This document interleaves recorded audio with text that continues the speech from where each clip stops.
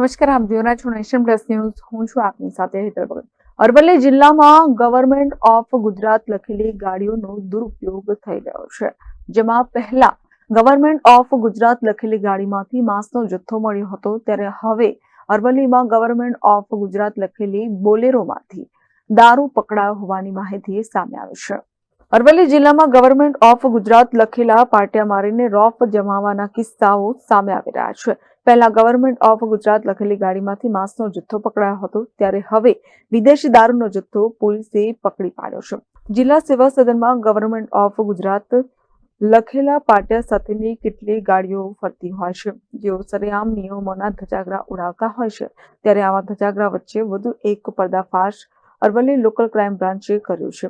મોડાસાના સર્વોદય નગર ડુંગરી વિસ્તારમાંથી government of Gujarat લખેલી બોલેરોમાંથી વિદેશી દારૂનો જથ્થો પોલીસે પકડી પાડ્યો છે, જેમાં અરવલ્લી જિલ્લા લોકલ ક્રાઇમ બ્રાન્ચની ટીમે મોડાસા ટાઉન પોલીસ સ્ટેશન વિસ્તારના સર્વોદય નગર ડુંગરીથી મહિન્દ્રા બોલેરો ગાડીમાંથી ભારતીય બનાવટના વિદેશી દારૂની બોટલો ટી નંગ 403, દારૂની કુલ કિંમત ₹56,354 તેમજ બોલેરો ગાડીની કિંમત ₹5 લાખ તથા મોબાઈલ ફોન એક 10 જેની કુલ કિંમત ₹10,000 મળી કુલ ₹5,66,351 મુદ્દામાલ સાથે કલ્પેશ કુમાર સોમાભાઈ કોટવાલ ઉંમર વર્ષ 28 જે અરવલ્લીનો છે અને દીપક ઉર્ફે રસલ અમૃતભાઈ સલાટ જે મોડાસા અરવલ્લી જિલ્લાનો હોવાનું સામે આવ્યું છે, જેને ઝડપી પાડવામાં આવ્યા છે અને સાથે જ કાયદેસરની કાર્યવાહી હાથ ધરવામાં આવી છે.